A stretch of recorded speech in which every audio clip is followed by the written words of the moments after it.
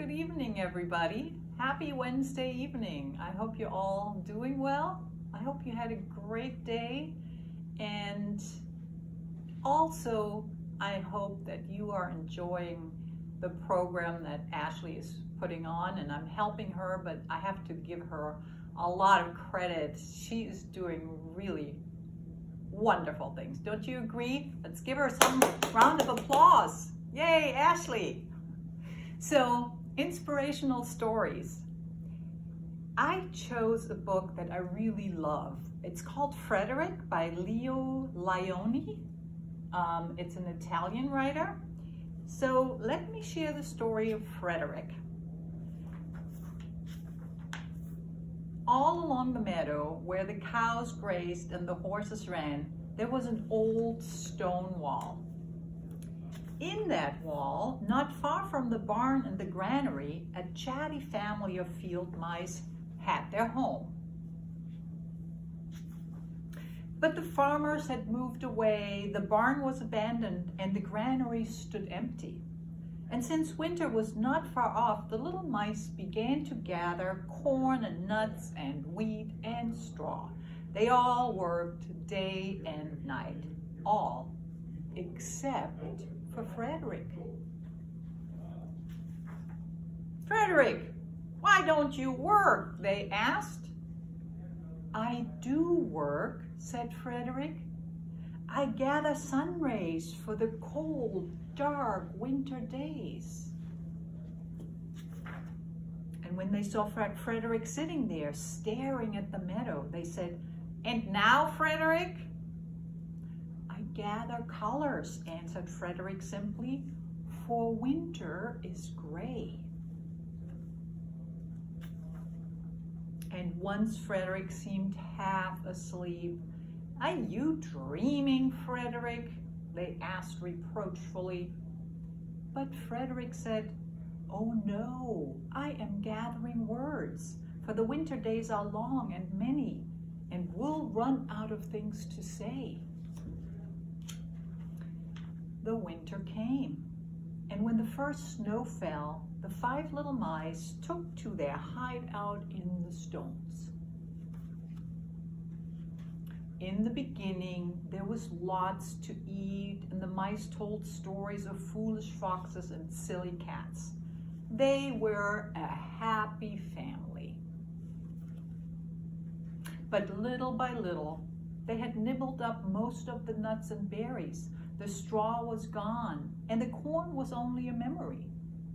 It was cold in the wall, and no one felt like chatting.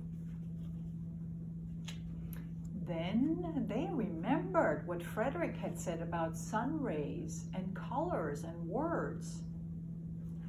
"What about your supplies, Frederick?" they asked. "Close your eyes," said Frederick as he climbed on a big stone. "Now I send you the rays of the sun. Do you feel how they're golden glow?" And as Frederick spoke of the sun, the 4 little mice began to feel warmer.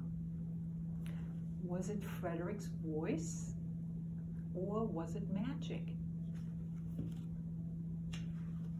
"And how about the colors, Frederick?" they asked anxiously. "Close your eyes again," Frederick said. And when he told them of the blue periwinkles, the red poppies and the yellow wheat, and the green leaves of the berry bush, they saw the colors as clearly as if they had been painted in their minds. "And the words, Frederick?" Frederick cleared his throat, waited a moment, and then, as if from a stage, he said, "Who scatters snowflakes? Who melts the ice? Who spoils the weather? Who makes it nice? Who grows the 4-leaf clovers in June? Who dims the daylight? Who lights the moon? 4 little field mice who live in the sky. 4 little field mice like you and I. One is the spring mouse who turns on the showers. Then comes the summer who paints in the flowers. The farmhouse is next with walnuts and wheat. And winter is last with little cold feet. Aren't we lucky the seasons are four? Think of a year with one less or one more. When Frederick had finished, they all applauded. But Frederick, they said, you are a poet.